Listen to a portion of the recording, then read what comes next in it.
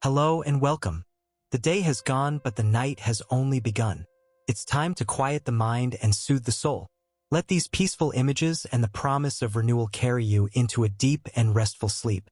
Breathe in and out. Let's begin. The Shepherd's Path, a story of peace. Based on Psalm 23, Section 1, the green pastures. The sun, on this day unlike any other and yet exactly like all that had come before, began its slow, generous descent behind the hills of Judah. Its light, once a brilliant, demanding gold, softened into a buttery haze that poured like liquid honey over the landscape. This was the hour Eli loved most, the hour when the world seemed to hold its breath, suspended between the busyness of day and the mystery of night. He was a young man, his shoulders broad from seasons of work, his hands calloused from the grip of his staff, but his heart remained as soft as the new wool on the spring lambs. He stood at the edge of a high place, looking down upon the place he would lead his flock. A valley so lush and so perfectly formed it seemed a cup held in the very hand of the earth, overflowing with life. This was the green pasture. The grass here was not merely green. It was a tapestry of emerald, jade, and sage, thick and deep, each blade bending under its own healthy weight. Clover dotted the expanse, its tiny white flowers like scattered stars, and the air hummed softly with the contented industry of bees finishing their final rounds. A gentle stream, no wider than Eli's stride, meandered through the center of the valley, its passage a quiet, chuckling melody that was the baseline of this place's symphony. The water caught the declining sunlight, sparkling here and there like a scattered necklace of diamonds. Eli took a deep, slow breath, filling his lungs with air scented sweetly with grass, damp earth, and wild thyme. This was the destination. This was the place of rest. "The Lord is my shepherd," he whispered, the words as familiar to him as the feel of the wool between his fingers. "I shall not want." He turned to look at his flock. 100 faces looked back at him, a sea of curious, gentle eyes and twitching noses. They were not a single, mindless mass to him. He knew them each by their quirks and markings. There was the old ewe with the patch of gray over her eye, always the first to test a new path. There was the young, energetic lamb who never walked when he could bounce, his leaps comical and joyful. They trusted him. They had followed him through rocky passes and under a hot sun.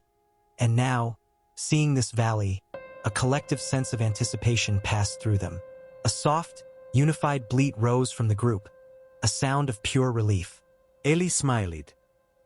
"He makes me lie down in green pastures," he murmured, feeling the truth of it in his own weary bones.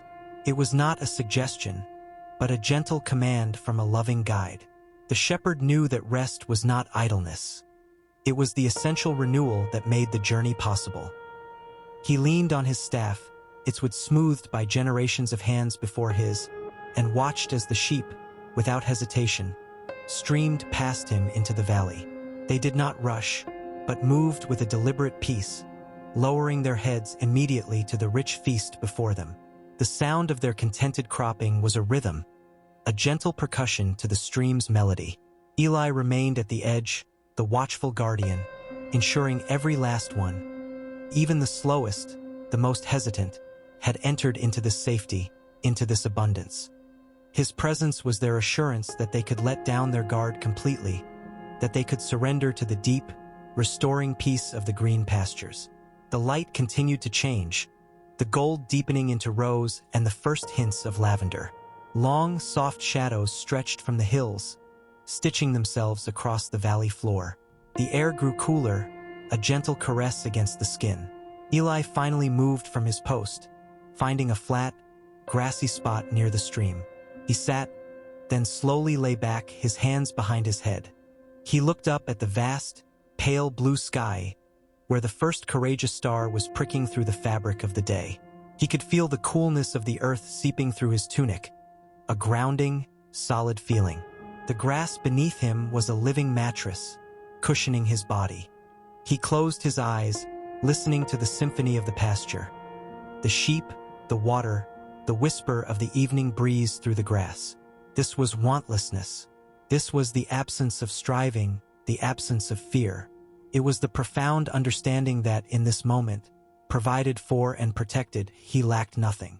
His breathing slowed, matching the slow, gentle rhythm of the land. His thoughts, which throughout the day had been a flock of their own, scurrying here and there with worries and plans, now settled and grew quiet. He was not just in a place of rest. He was becoming a part of the rest itself. The boundary between himself, the grass, the air, and the quiet sounds began to softly blur, and he drifted in that holy space, fully awake and yet perfectly at peace, lying down in the green pastures. Section 2: The Still Waters. For a long time, Eli simply rested there, feeling the pulse of the earth beneath him and the slow, steady beat of his own heart.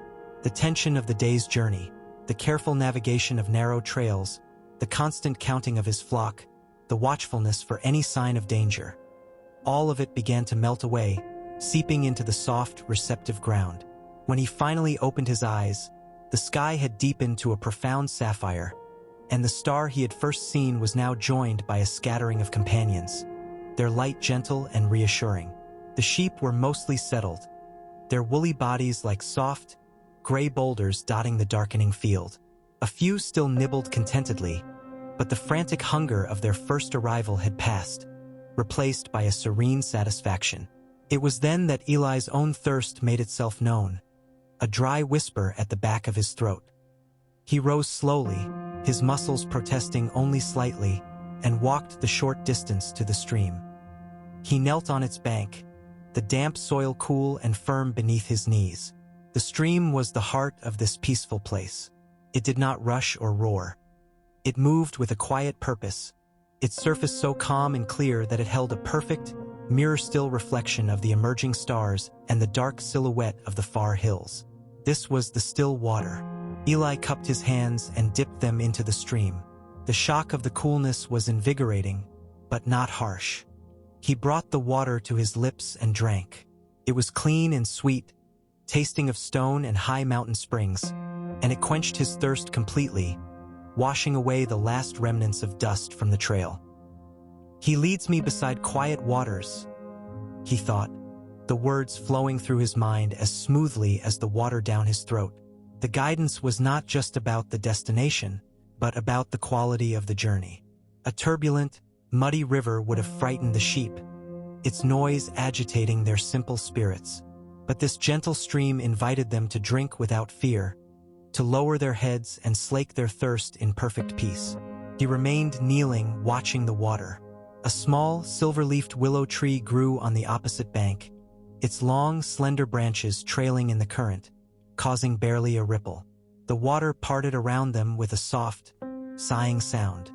He could see the pale, smooth stones that lined the stream bed, each one worn to perfection by the patient flow over countless years. A frog plopped softly from a rock into the water, the sound a quiet, hollow plunk that only seemed to deepen the surrounding silence. This was the restoration of the soul that the psalm spoke of. It was not a dramatic event, but a quiet, pervasive process. As the water restored his body, the stillness restored his spirit. The anxieties that had clung to him like burrs throughout the day, would they find good pasture? Would the weather hold? Now loosened their grip and were carried away by the gentle, unwavering flow. He was not just being refreshed. He was being recreated moment by quiet moment. He looked back at his flock. He saw a ewe lead her twin lambs to the water's edge. They were hesitant, skittish at the strange, shimmering surface. The ewe lowered her own head and drank deeply, demonstrating its safety. Then one of the lambs, emboldened, mimicked its mother, its tiny tongue lapping at the water. Soon the other followed. Eli's heart swelled with a deep, quiet joy.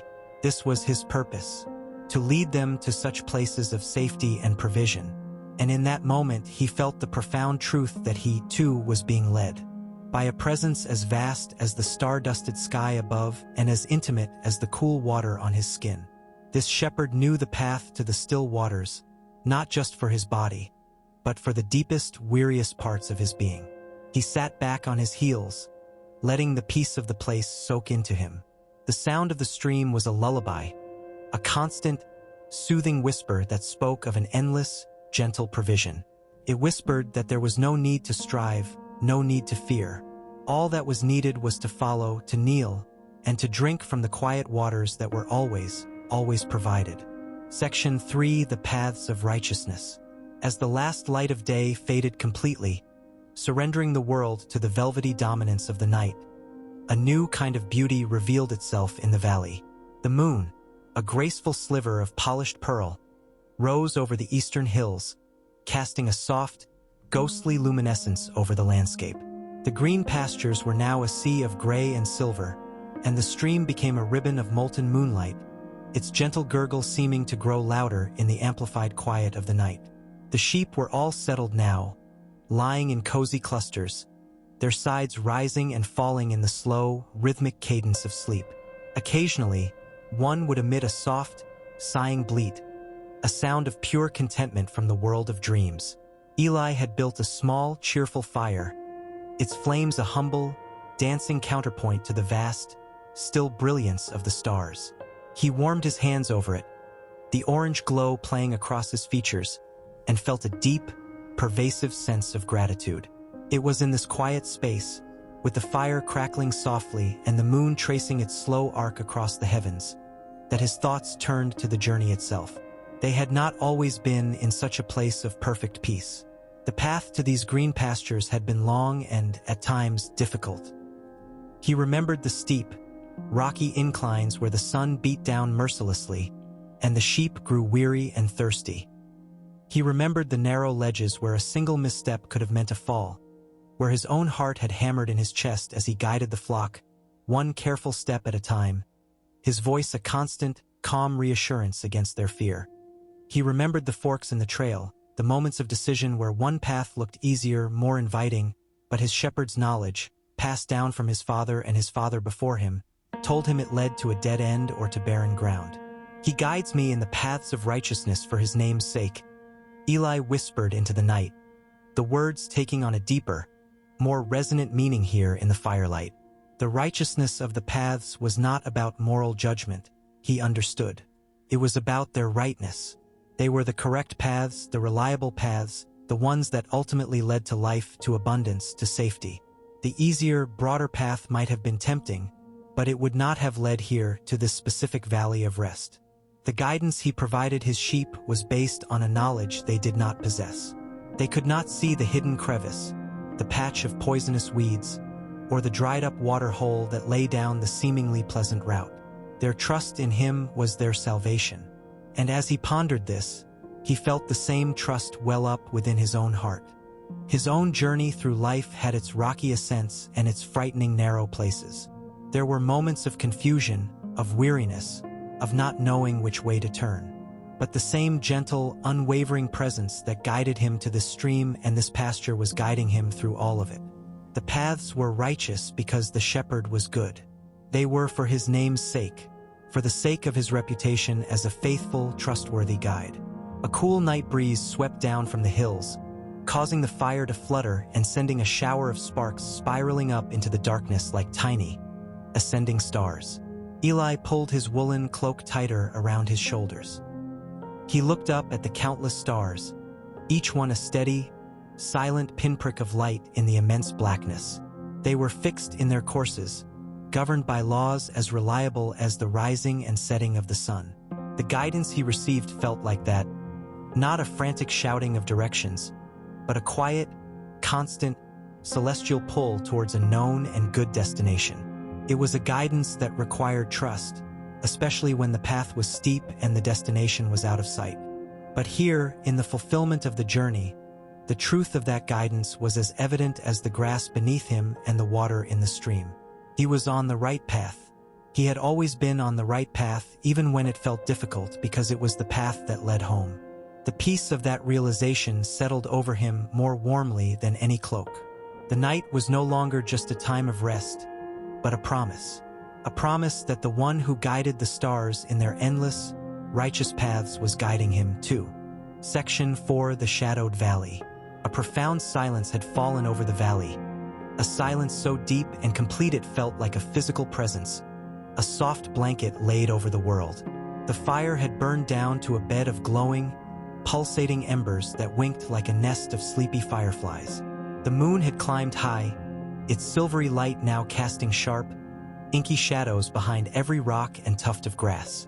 Eli, wrapped in his cloak, sat with his back against a smooth-barked olive tree, his staff lying across his lap.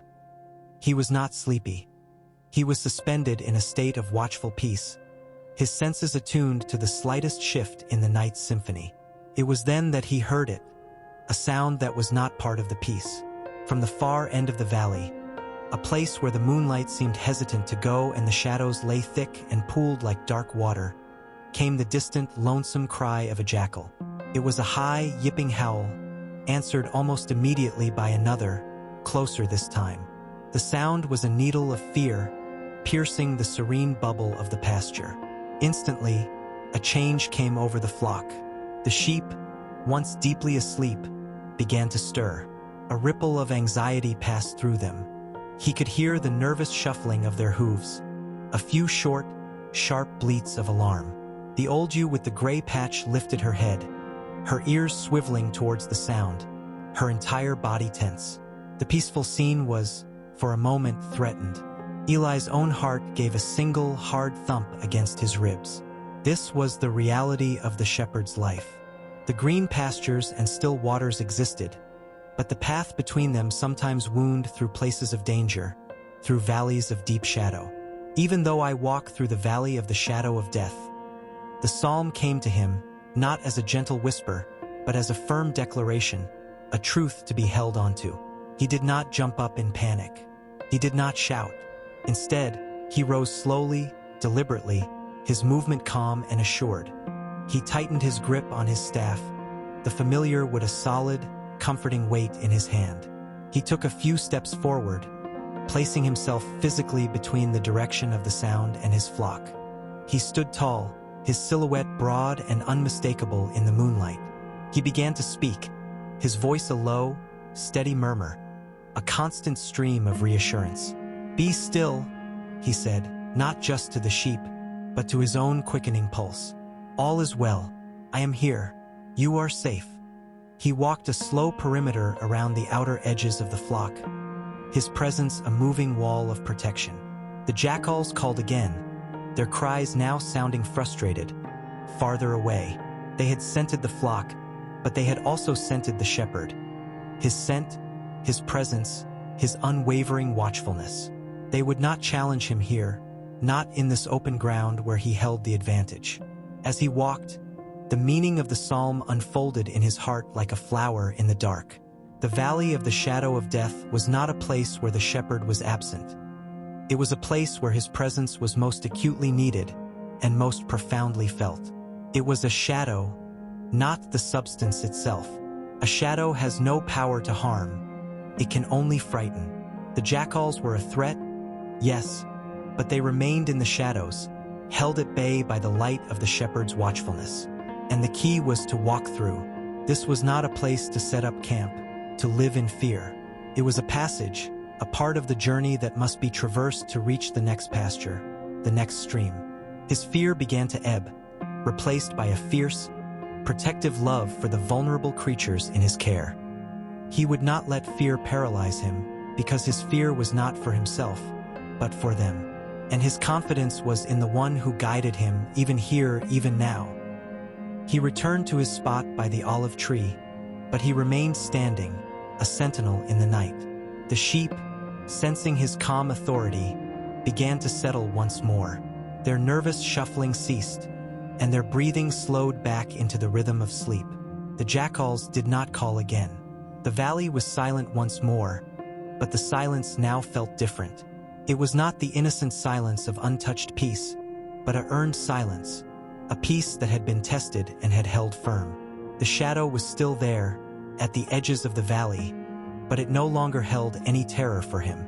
For he understood now that the rod and the staff, the tools for defense and for guidance, were with him, and their presence was his comfort. He looked up at the moon, clean and bright above him, and he felt no dread, only a quiet, unshakable courage. He would walk through this valley, and he would fear no evil, for the shepherd was with him. Section 5. The Rod and the Staff. The rest of the night passed in profound tranquility. The brief intrusion of fear had only served to deepen the subsequent peace, like a single, dissonant chord that makes the return to harmony all the sweeter. Eli remained standing for a long while, his senses sharp, his body a pillar of calm vigilance. But as the hours wore on and no further threat emerged, he allowed himself to sit once more, his staff still held ready across his knees. The fire embers faded from a pulsing orange to a dull cherry red, and finally to a blanket of soft gray ash. The moon began its own descent, and the sky in the east started to lighten, not with the bold colors of dawn, but with a subtle, gradual leaching of the blackness into a deep, cool indigo. It was in this pre-dawn hush, the world holding its breath in anticipation of the sun, that Eli's thoughts turned to the tools of his trade, the rod and the staff, and the profound comfort they represented. The staff was the long, graceful pole he always carried, its crook at the top worn smooth by the grip of his hand and the countless times it had been used to guide a wandering lamb. It was an instrument of gentle correction and intimate care. He remembered just yesterday, on the journey here, a young, curious lamb had strayed from the path, nosing its way towards a thicket where brambles lay hidden. A single misstep could have meant a painful tangle, a panicked struggle, and a terrible injury. Eli had not shouted. He had not run in fear. He had simply extended his staff, and with the gentle curve of the crook, he had hooked it around the lamb's chest, lifting it gently but firmly from the danger and setting it back on the solid ground of the path. The lamb, startled for only a moment, had bleated and then rushed back to the safety of its mother, the brief correction forgotten. The staff was for guidance, for rescue, for drawing the beloved back from the brink of harm. It was an extension of the shepherd's own caring arm.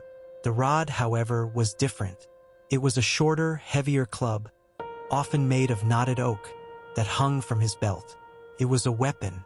It was for defense, for confrontation. It was what he would have used if the jackals had been foolish enough to come into the flock. It was what he used to drive off snakes that lurked in the rocks, or to challenge any predator that threatened his sheep. The rod was a symbol of the shepherd's strength and his unwavering commitment to protect, even at the cost of his own safety. It was the guarantee of the promise of safety. The sheep, in their simple understanding, did not need to know how to fight the jackals. They only needed to know that the shepherd with the rod was there, standing between them and the danger. His readiness was their refuge. Your rod and your staff, they comfort me. The words now held a universe of meaning for Eli. The comfort was not just in the gentle guidance of the staff, but also in the fierce, protective power of the rod. It was the comfort of knowing that the one who led him was both infinitely gentle and immeasurably strong. He was a rescuer and a defender. He would draw Eli back from the precipice of his own poor choices with the crook of the staff, and he would stand against the true evils of the world with the unyielding force of the rod. This dual nature of the shepherd's care brought a sigh of relief from the deepest part of Eli's soul. He did not have to be his own defender, his own guide in every moment of terror. He could rest in the competence and the commitment of another. As the first sliver of the sun's fiery rim peeked over the eastern hills, painting the undersides of the few scattered clouds in shades of rose and peach, Eli felt a completeness of peace that he had never known. The night was over. The shadows had fled. The valley was bathed in the fresh, pure light of a new day. The sheep began to stir, rising and stretching, their bleats now sounding cheerful and full of life. They drank from the stream and began to graze on the dew-kissed grass, the memory of the night's fear entirely gone from their minds. They lived completely in the present safety provided by their shepherd. Eli stood up, his body stiff from the night's watch, but his spirit was light. He stretched, feeling the new sun warm his face. He looked at his staff, his rod, and then at his flock safe and whole. The comfort was real. It was tangible. It was the comfort of a love that would both gently guide and powerfully defend. A love that would walk with him through every valley and lead him home. Section 6. The Prepared Table. The dawn unfolded with a quiet majesty, the sky transforming from cool indigo to a soft, glowing lavender, and then to a pale, clear gold. The sun, no longer just a sliver but a great, radiant orb, lifted itself fully above the hills, its light spilling into the valley like a blessing. Every blade of grass, heavy with dew, became a prism, scattering tiny rainbows across the field. The air was fresh and cool, carrying the sweet, clean scent of the earth awakening. Eli stood and stretched, working the stiffness from his muscles. The night's watch was over, and with the sun came a renewed sense of security and purpose. The flock was already busy, their heads down, feasting on the wet, tender grass. Their contentment was a visible thing, a palpable energy of peace that filled the morning. He knew they would remain in this valley for the day. It was too perfect a place to leave hastily. There was abundant grass, clean water, and the high, open ground provided clear sightlines in all directions, a natural fortress of peace. This was the table prepared in the presence of enemies. The jackals from the night before, the ever-present threats of the wilderness, they were the enemies. They still existed, lurking in the shadows of the surrounding hills, but here, in this sun-drenched pasture, their power was nullified. The provision was not made in the absence of danger, but in its very sight. The shepherd's presence, his watchfulness through the night, and the natural defenses of the place itself, all conspired to create a sanctuary where the flock could feast without fear. Eli attended to his own needs. He drank again from the stream, the water even sweeter and colder in the morning light. From his simple leather pack, he took out a round of flatbread, some dried figs, and a small wedge of cheese. He sat on a sun-warmed rock overlooking the valley and began to eat his breakfast. It was a simple meal, but in this setting, it felt like a king's feast. The bread was coarse and hearty, the figs burst with a concentrated sweetness on his tongue, and the cheese was sharp and satisfying. He ate slowly, mindfully, savoring each bite. This, too, was part of the prepared table. The provision for his own body, the strength returning to his limbs with every mouthful. He was not just the shepherd. He was also one of the flock under the care of the great shepherd. He, too, was being fed, his head anointed with the oil of the morning sun, his cup of life overflowing with the simple, profound joy of this moment. He looked at his flock. He saw the lambs, their energy restored, frolicking and butting heads in playful games.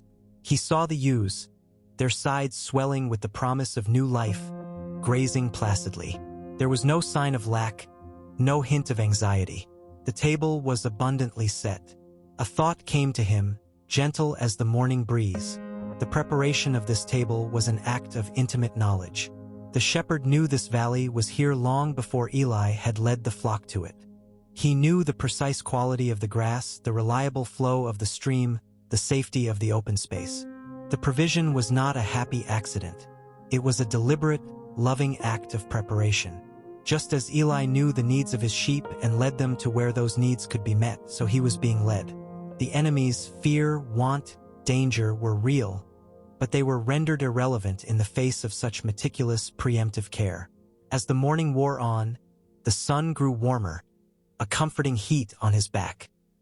He walked among the flock, not as a vigilant guard now, but as a gracious host moving among his guests. He checked a small scrape on one lamb's leg, finding it already healing cleanly.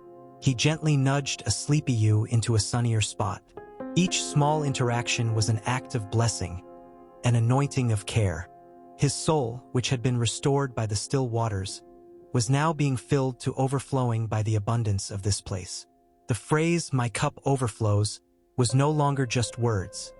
It was his reality. It was the feeling of a peace so deep it could not be contained, a gratitude so vast it had to spill out. He sat down again, leaning back on his hands and turning his face to the sun, his eyes closed. He did not just feel safe, he felt celebrated. He felt honored.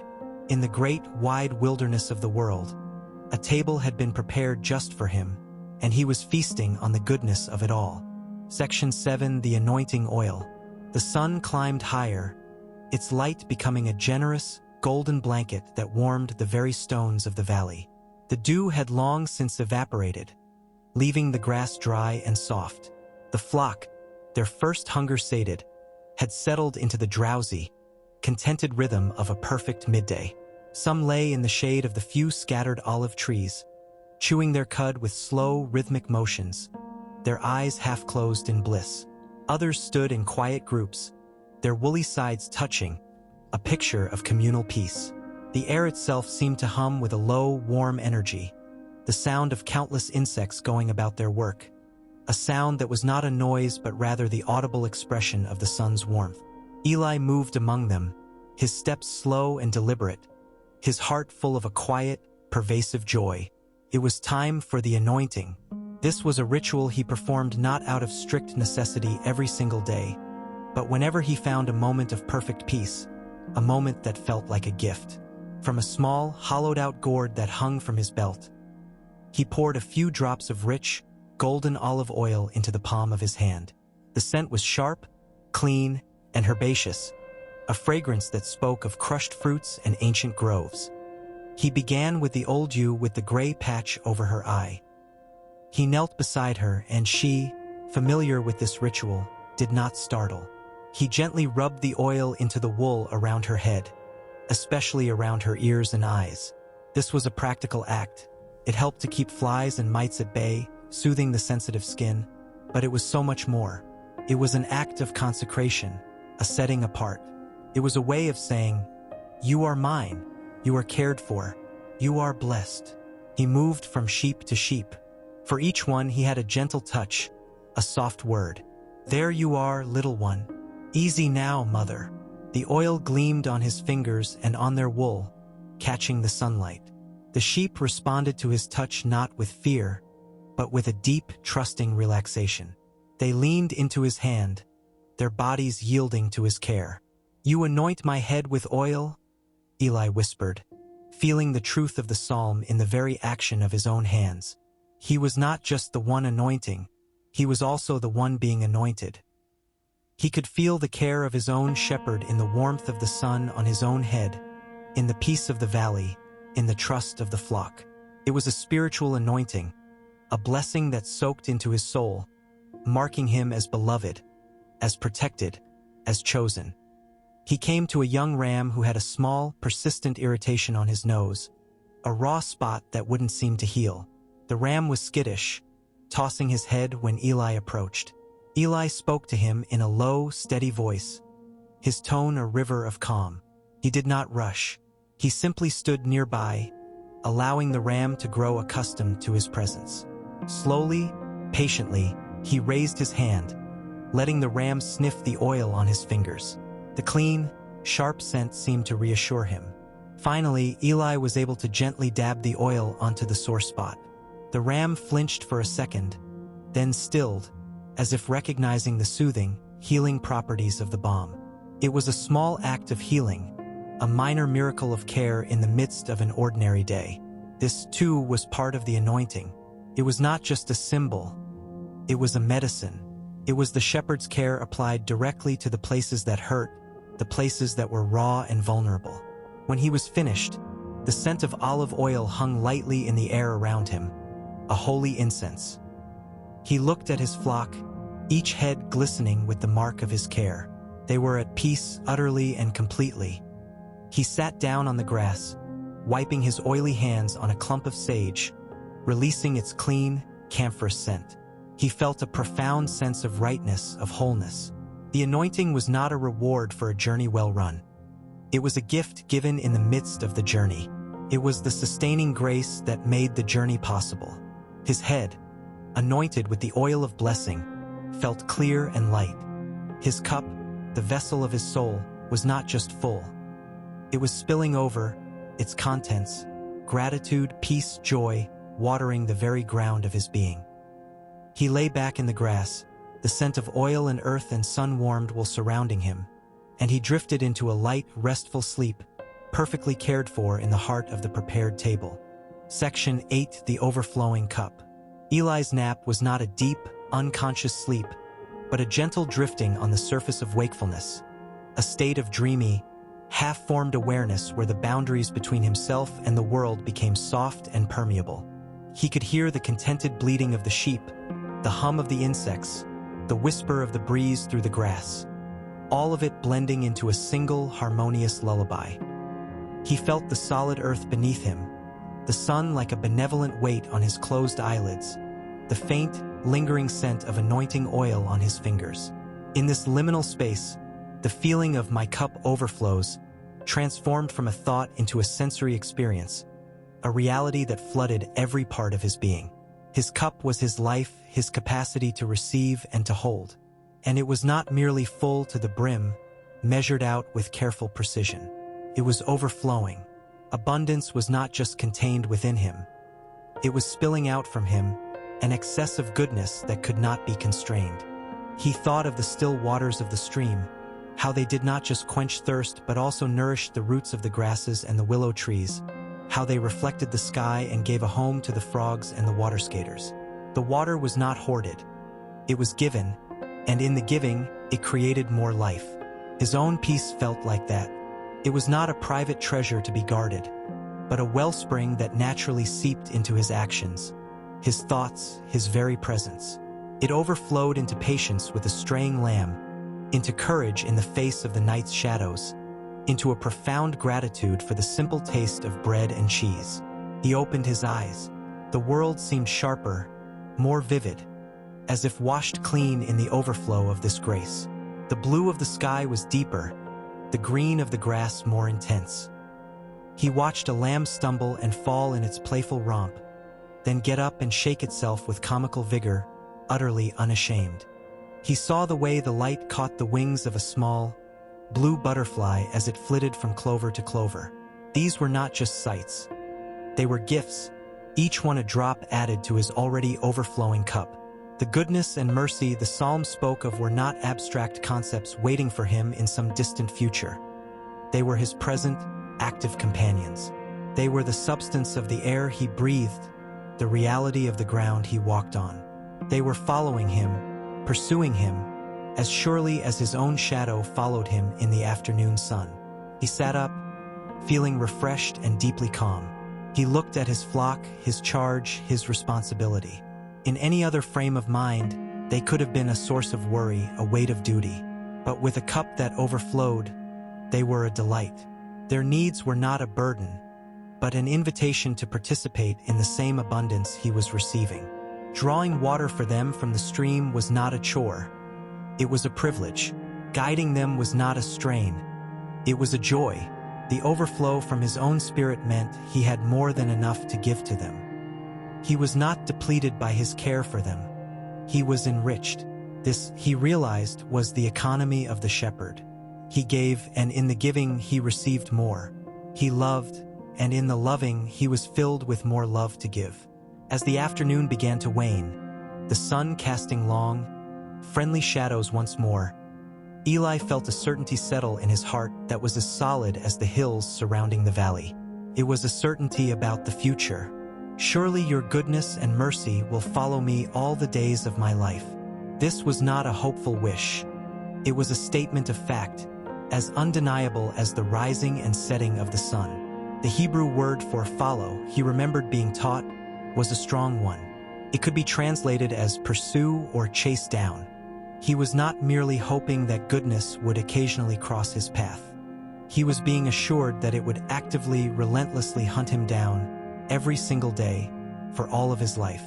The shadows of the night before had proven that the path was not always easy, but they had also proven that the goodness and mercy were not frightened away by the shadows. They followed him even there. They were his constant, unwavering companions. His cup was not just overflowing now in this perfect pasture. It would continue to overflow because its source was not the pasture, but the shepherd himself. Section 9, the dwelling place.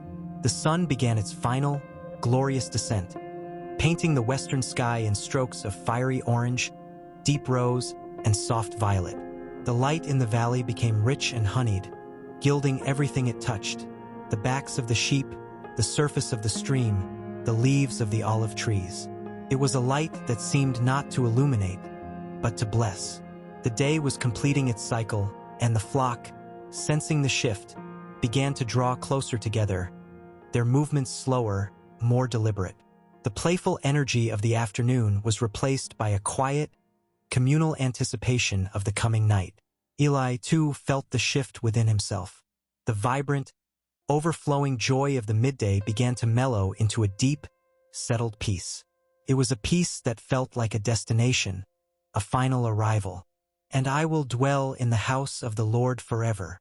The words arose in his mind not as a distant promise for after death, but as a present reality, a truth he was living into with every breath. The house of the Lord was not a building of stone and timber somewhere far away. It was this. It was the reality of being in the shepherd's care. It was the green pasture, the still water, the right paths, the protected valley. It was the prepared table, the anointing oil, the overflowing cup. To dwell was to abide, to remain, to make one's home. His home was not a fixed point on a map. His home was a relationship. His home was the constant, loving, guiding presence of the shepherd. Wherever the path led, whether through places of ease or through valleys of shadow, he was always home, because the shepherd was always with him. He led the flock to a slightly different part of the valley for the night, a gentle slope that would catch the first light of the morning sun and was sheltered from the night breeze by a rocky outcrop. It was a good place, a safe place. As the sheep began to settle, finding their spots and lying down, Eli performed the evening ritual of counting. He didn't just count numbers, he counted faces, he counted stories. The old ewe, the skittish ram with the healed nose, the frolicking lamb. All were present, all were accounted for, all were safe. This too was part of the dwelling. It was the shepherd's joy, the satisfaction of knowing that those entrusted to him were secure. It was a small echo of the great shepherd's joy, who would never lose a single one from his care. He built a small fire again, more for comfort and light than for warmth. The flames danced, casting a warm, golden circle against the encroaching twilight. Outside the circle, the world was blue and indigo and deep purple. The first stars appeared, timidly at first, then with growing confidence until the sky was dusted with them. Eli sat by the fire, his staff beside him, and looked up. The vastness of the universe, the countless stars, the immense silence of space. It could have felt lonely, isolating. But to Eli, it felt like the ceiling of a great, cosmic home. The shepherd who guided him also held the stars in their courses. The same love that numbered the hairs on his head also numbered and named each of those distant suns. To dwell in the house of the Lord was to live in a universe that was personal, that was charged with grandeur and meaning, that was, at its heart, a place of love. A profound gratitude settled over him, so deep it was almost a sadness, but a sweet sadness, the kind that comes from being overwhelmed by beauty. He thought of all the days of his life, the good and the hard. He saw now how the goodness and mercy had indeed followed him, how they had been woven through every moment, even the ones he had not understood. The promise of forever stretched out before him, not as an endless, monotonous stretch of time, but as an ever-deepening, ever-unfolding exploration of this love. There would be more journeys, more pastures, more valleys, but the dwelling would remain. The belonging would remain. He was home, and he would always be home. He added a last piece of wood to the fire, sending a shower of sparks spiraling up towards the star-dusted roof of his home. Then he wrapped himself in his cloak, the sounds of the sleeping flock a gentle lullaby, and he closed his eyes, dwelling in perfect peace. Section 10. The Eternal Rhythm. The night deepened around Eli, a soft, velvety presence that cradled the valley in its arms. The fire burned low, its light now just a faint, pulsing glow that painted his face with gentle, shifting shadows. The symphony of the night was in full chorus, the deep, resonant thrum of crickets, the occasional, questioning call of a night bird from the rocky outcrop, the soft, rhythmic breathing of 100 sleeping sheep.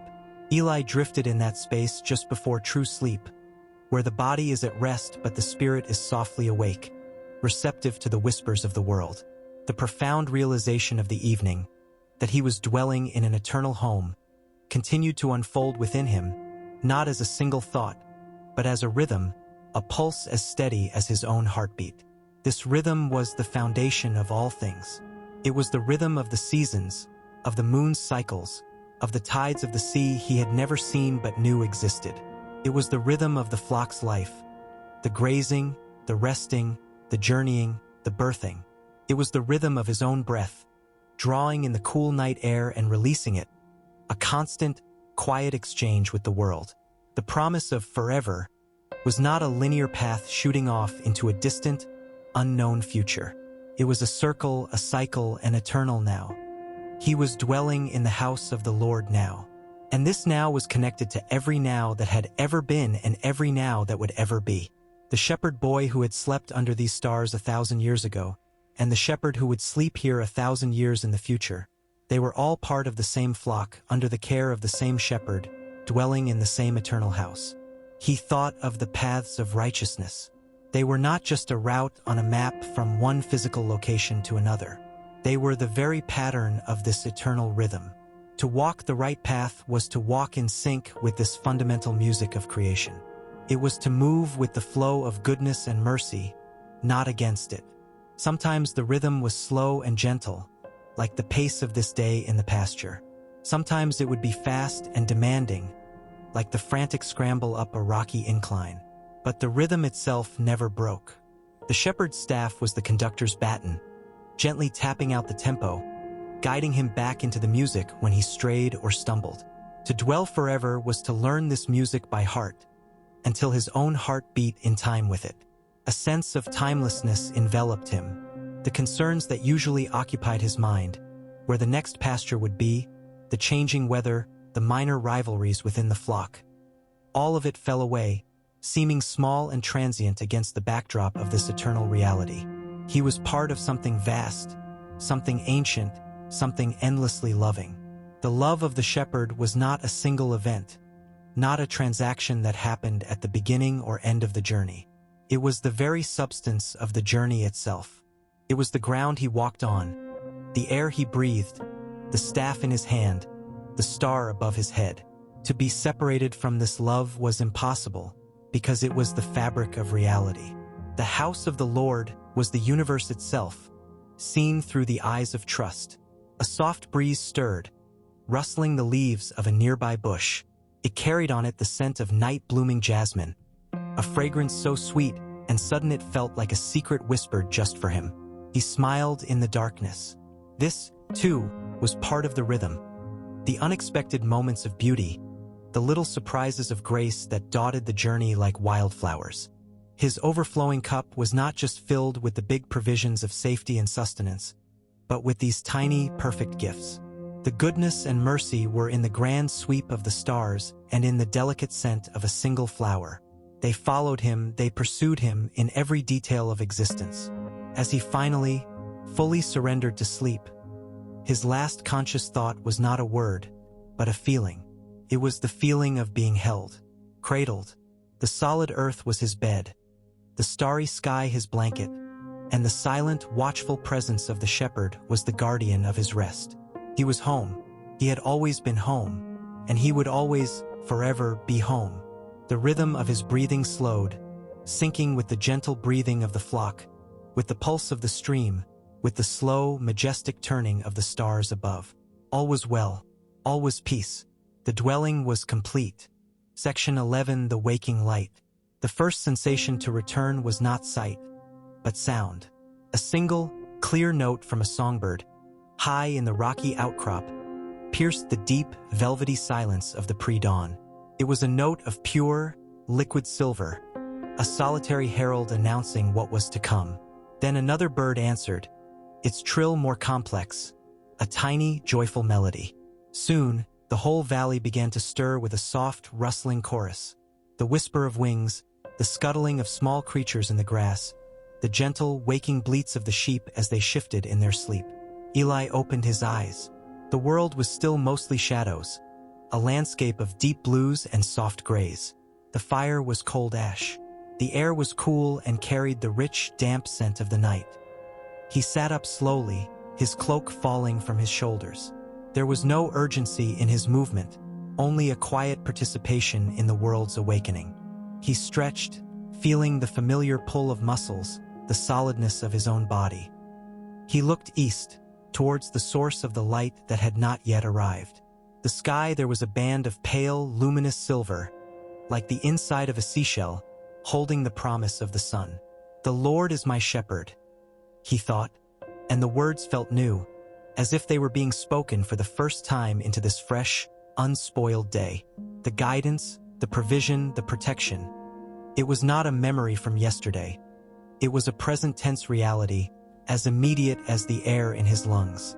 The faithfulness of the night was now becoming the promise of the morning. He rose and walked to the stream. In the half-light, the water was a ribbon of dark glass, its surface perfectly still, holding the reflection of the fading stars. He knelt and cupped his hands, breaking the surface. The water was shockingly cold, a vibrant, waking shock that ran from his hands up his arms, clearing the last vestiges of sleep from his mind. He drank, and the water was even sweeter than he remembered, as if the night had purified it.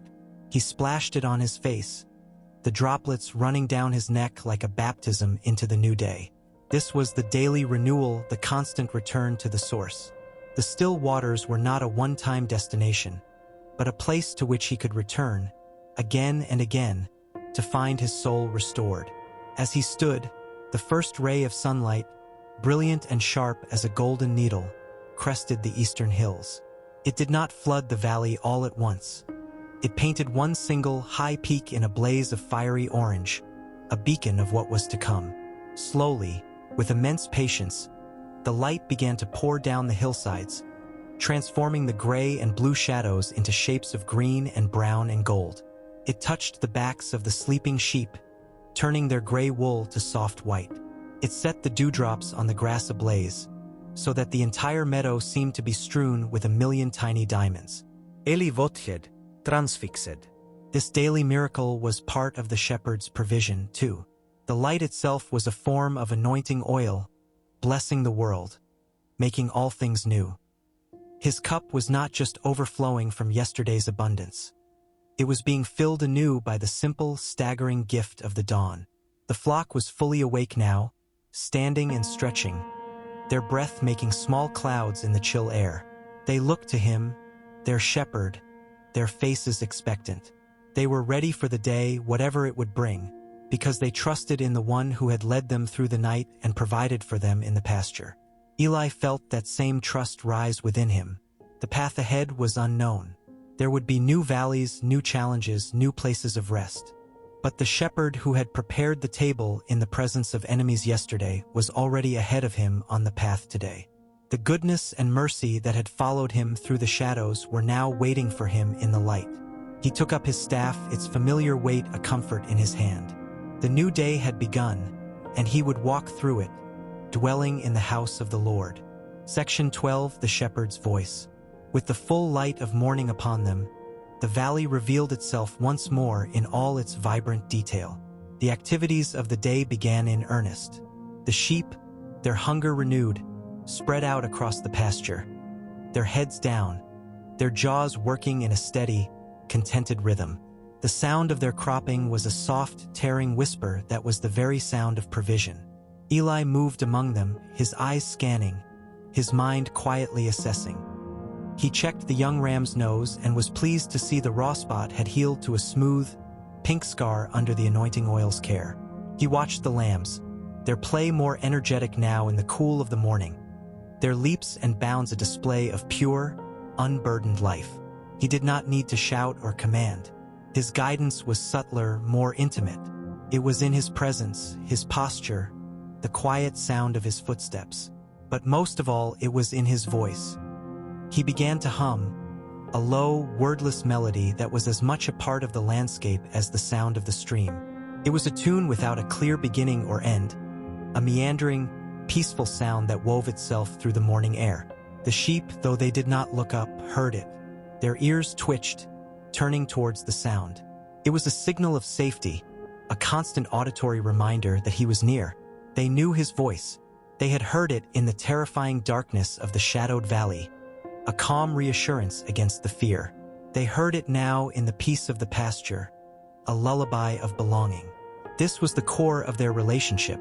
They followed him, not because they understood the map of the wilderness, but because they knew and trusted his voice. A stranger's shout would send them into a panic, scattering them in blind fear. But his voice, even if he called them into a place that looked dangerous or unfamiliar, would draw them forward because it was his. He thought of the great shepherd. How did he know the paths of righteousness? It was not by sight but by sound. It was by learning to distinguish that one true voice from the cacophony of other voices, the voice of fear, the voice of pride, the voice of despair. The shepherd's voice was the one that always led to life, even when the path seemed counterintuitive, even when it led through the valley of shadow. He called out softly to a lamb who was venturing a little too far towards a thicket. "Come back, little one." The words were gentle, not a rebuke but an invitation. The lamb stopped, looked back at him, and with a happy skip, trotted back to the safety of the flock. It was a small moment, but it held a profound truth. The guidance was personal. The shepherd knew each of his sheep by name. He knew their tendencies, their weaknesses, their strengths. The call was tailored to each one. The old, wise ewe needed only a slight change in his tone. The skittish, young lamb needed a more patient, repeated reassurance. Eli realized that the same was true for him. The guidance he received was not a generic set of rules for life, but a personal, intimate communication designed specifically for his heart, for his journey. He sat on a rock, his staff across his knees, and simply listened. He listened past the sound of the sheep, past the breeze, past the stream. He listened to the silence underneath it all. And in that silence, he heard it, not with his ears, but with his spirit. A presence, a knowing, a gentle pull towards peace, towards trust, towards love. It was a voice that did not speak in words, but in impressions, in a deep, settled certainty in his soul. It was the voice that had whispered green pastures to his heart long before his eyes had seen this valley. It was the voice that had said, "Fear not," in the darkness. It was the voice that now said, "I am with you." This was the true guidance.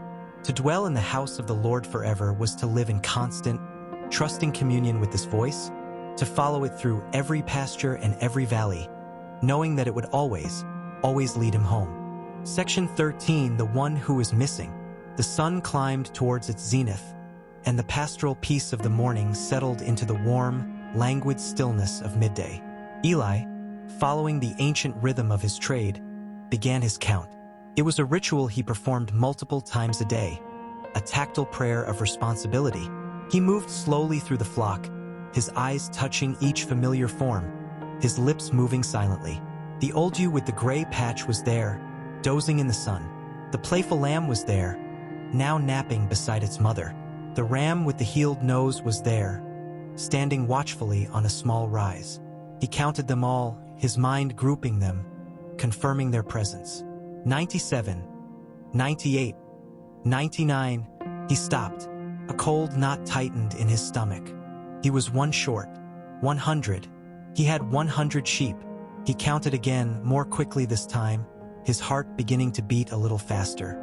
99. He was certain. One was missing. The idyllic peace of the valley shattered in an instant. The overflowing cup, the anointing oil, the prepared table, none of it mattered in the face of this one absence. The 99 were safe, but the one was lost, and the one was just as precious as the 99. He knew it could be the smallest, most vulnerable lamb, or the stubborn, independent ewe who always lingered at the back. It didn't matter. It was his, and it was missing. This was the shepherd's true test. The provision of safety for the many did not negate the responsibility for the one. The goodness and mercy that followed him were not just for the peaceful moments, but for the moments of crisis, of search, of potential loss. Without a second thought, without a calculation of risk or effort, his course was clear. He had to find the lost sheep. He quickly led the 99 to the most enclosed and safe part of the pasture, near the rocky outcrop where they could not wander easily. They were safe, they were together, they had grass and water. They would be fine for a time. His entire focus now narrowed to a single, desperate point. The one who was missing. He stood at the edge of the flock and scanned the valley, his eyes searching every dip, every thicket, every shadow. He knew this sheep. He knew its habits. Was it the curious one, always nosing into things? It could have gotten stuck in a thicket. Was it the slow one, the one that often lagged behind?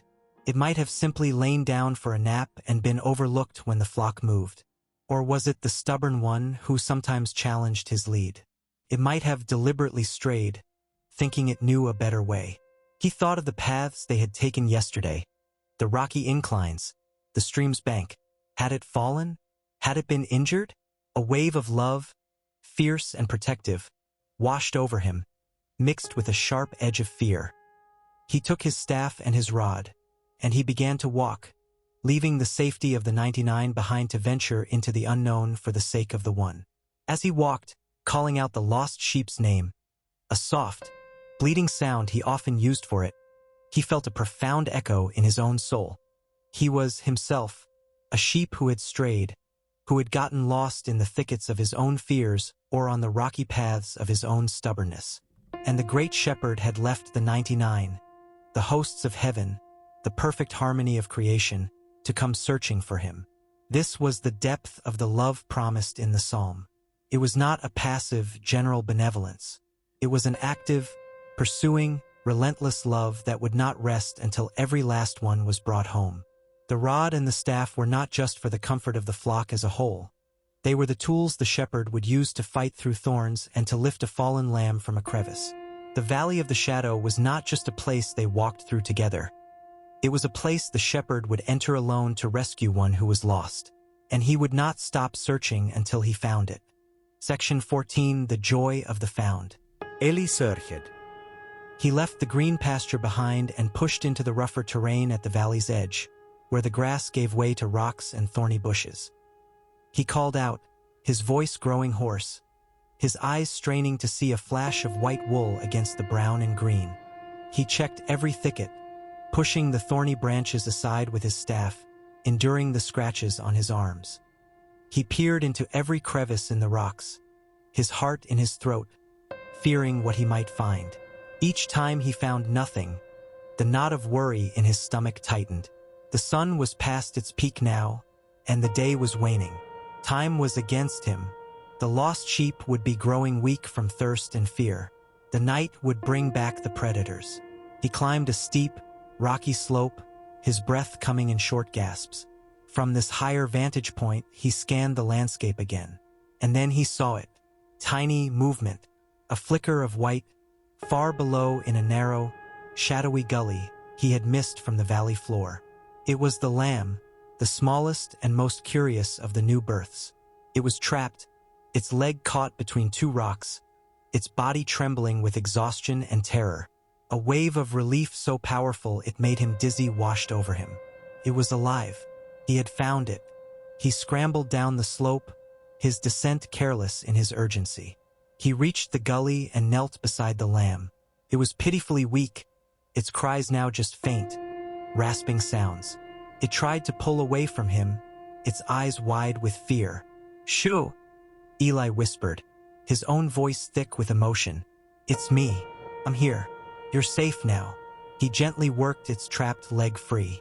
It was not broken, but badly scraped and swollen. The lamb was too weak to stand.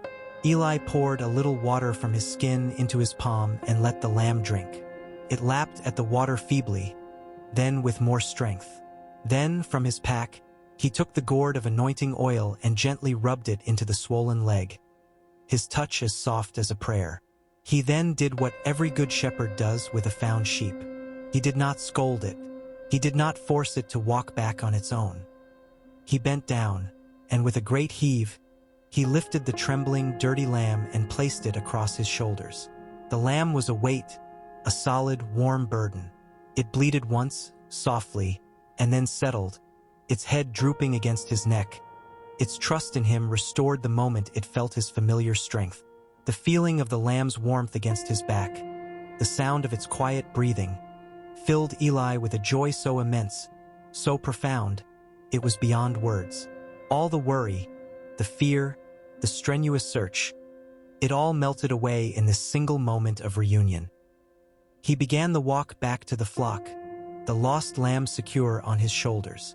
He was tired, sweaty, and scratched, but he had never felt more joyful. He thought of the words he had heard in the synagogue. "I tell you, There will be more joy in heaven over one sinner who repents than over 99 righteous persons who need no repentance. Now he understood. The peace of the 99 was good, but the joy of the one found was explosive, celebratory, a joy that shook the very foundations of heaven. The overflowing cup was not just about personal abundance. It was about this shared, triumphant joy. The shepherd's goodness was not just in providing pasture, but in the relentless, searching love that would not let a single one be lost. As he walked back into the green valley, the 99 safe and the one found, he knew that this was the heart of the psalm. It was the promise that no matter how far you strayed, how lost you became, how trapped you felt, the shepherd would come for you. He would find you. He would lift you onto his shoulders, and he would carry you home rejoicing. Section 15, The Homecoming Fire. The return was a slow, triumphant procession. The weight of the lamb on Eli's shoulders was not a burden, but a prize. Each step was a celebration, a reaffirmation of his purpose. As he descended from the rocky edges back into the soft grass of the pasture, the 99, seeing him, began to bleat a welcome. It was as if they, too, understood the significance of the moment, the restoration of their wholeness as a flock. The old ewe with the gray patch came forward and nuzzled the limp leg of the lamb on his shoulders, a gesture of ancient communal care. The setting sun cast their long, united shadows ahead of them, stitching them together into one dark, moving tapestry against the golden grass. Eli went straight to the stream. He did not set the lamb down roughly. He knelt and carefully lowered it into the shallow water at the edge, supporting its body.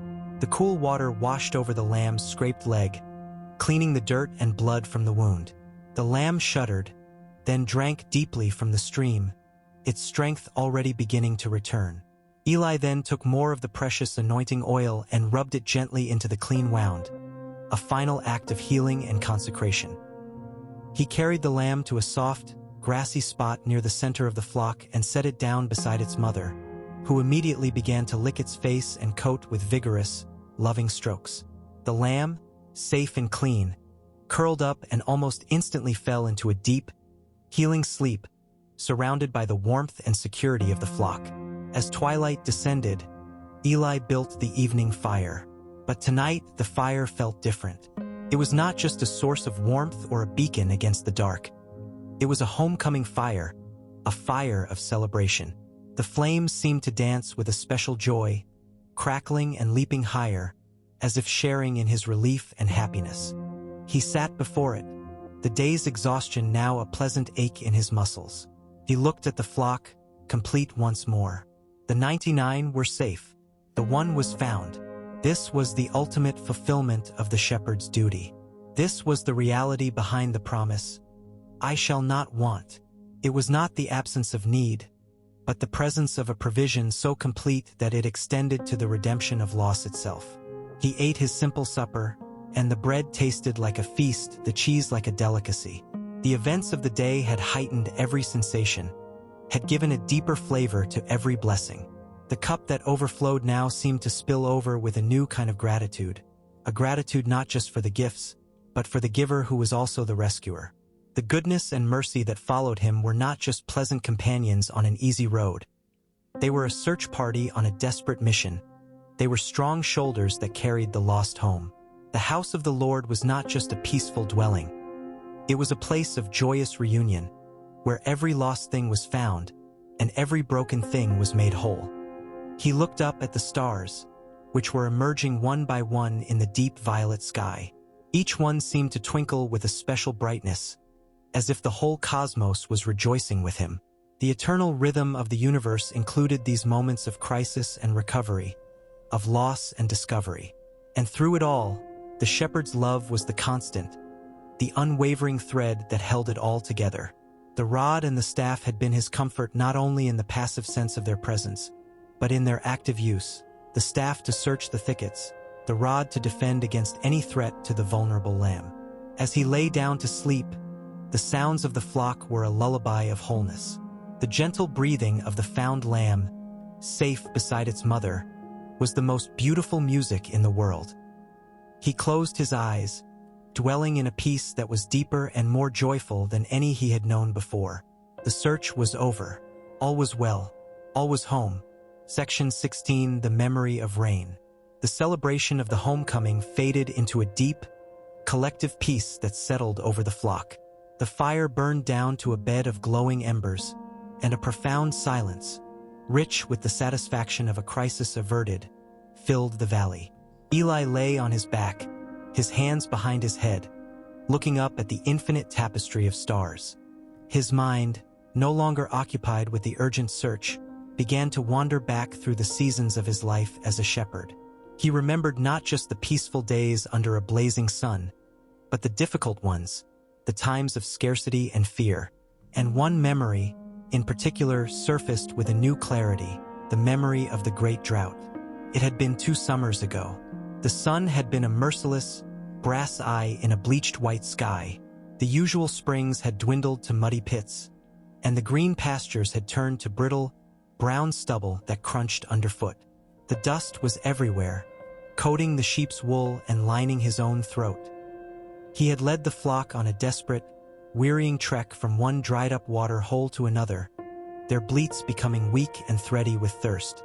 The paths of righteousness had felt like a cruel joke then, leading only to dust and disappointment. The valley they walked through was not just a shadow of death, but a cracked and open grave. He remembered the fear, the gnawing doubt that whispered he had failed, that the shepherd had abandoned them to a slow, parched end. But then he remembered the smell. It was a scent that did not belong in that desolate place. The rich, metallic scent of rain on dry earth, carried on a sudden, cool wind. He had looked up and seen it, a dark smudge on the horizon that grew with astonishing speed. The first drop hit his dusty arm like a tiny, cold explosion. Then another and another, until the sky opened up and released a torrential, life-giving downpour. It was not a gentle shower, but a furious, generous deluge that soaked the earth to its core and filled the ravines with rushing, muddy water. The sheep, who had been listless and dying, had lifted their heads to the sky, letting the water stream into their mouths, their bodies shuddering with relief. Within days, the brown landscape had been transformed, as if by a miracle, with a fuzz of defiant green grass pushing through the cracked soil. Lying under the stars of this abundant valley, Eli understood that memory anew. The still waters were not always a gentle stream. Sometimes, they were a torrential rain in the midst of a desperate drought. The shepherd's provision was not always predictable or gentle, but it was always perfectly timed and exactly what was needed. The paths of righteousness had, in fact, led them directly into the path of that storm. What had felt like wandering was, in reality, a guided journey to the precise point of rescue. The rod and staff had comforted him then, too, not by fighting off a predator, but by guiding him through the barrenness to the place where the sky itself would provide the cup of water that overflowed. The memory of that rain, held in his heart now, became a new kind of comfort. It was a reservoir of trust for future droughts. He knew, with a certainty that went deeper than mere hope, that even if the stream in this very valley were to dry up tomorrow, the shepherd knew of other waters, hidden or yet to fall from the sky. The provision was not dependent on the constancy of the landscape, but on the faithfulness of the guide. The green pastures and still waters were not the source of his peace. They were the gifts of the one who was the source, and that source would find a way to provide, even if it had to command the clouds themselves. With this thought, a sigh of ultimate relief escaped his lips. His trust was no longer in the pasture, but in the one who prepared it. And he knew, come what may, that he would not want. Section 17, The Fellowship of the Flock. As the night deepened, Eli's attention was drawn from the cosmic vastness above to the intimate, earthly community beside him. The flock was not just a collection of individual animals. It was a single, breathing entity, a fellowship bound by a shared life. In the soft starlight, he watched them. They slept not as isolated creatures, but in a constellation of togetherness. The ewes and their lambs were curled together, a tangle of warm wool and soft breath. The older sheep formed a protective outer ring, their bodies turned outward, their instincts serving as a first line of defense and awareness. They were a community, each member playing a part in the safety and well-being of the whole. He saw how they cared for one another in small, unspoken ways. A lamb that stirred in its sleep was immediately nuzzled and settled by its mother. An older ewe, her back itchy, would rub gently against a companion who stood patiently for the service. There was a constant, quiet communication among them. A soft bleat, a shift in posture, a shared glance that maintained the harmony of the group. They knew they were safer together. A single sheep, isolated, was vulnerable to fear, to the elements, to predators. But the flock together was a formidable presence. Their collective warmth warded off the chill of the night. Their collective awareness was a net that could catch the slightest hint of danger long before any single sheep could perceive it. Eli realized that he, too, was part of a flock. He was not a solitary wanderer on the earth, guided only by a disembodied voice. He was part of a great, sprawling fellowship of other souls, all following the same shepherd. They were the other shepherds in the hills, the farmers in the valleys, the people in the villages.